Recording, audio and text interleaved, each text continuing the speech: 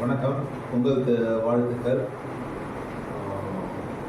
உங்களுடைய அக்ஷயா ட்ரஸ்ட் மூலயமாக இன்று தாம்பரம் போக்குவரத்து காவல்துறை சேர்ந்த காவலர்கள் மற்றும் அதிகாரிகள், டெப்டி கமிஷனர் ஆஃப் போலீஸ் சமேசிங் IPS அவர்களுடைய உத்தரவிற்கு அவர்களே வாசகத்துக்கு வந்து இந்த ட்ரஸ்ட்டுக்கு வந்து இங்கே இருப்பவர்களுக்கு சேர்ந்து பொங்கல் விழா இங்கு நடத்தினார். திரளான மக்கள் பங்கு பெற்றனர்.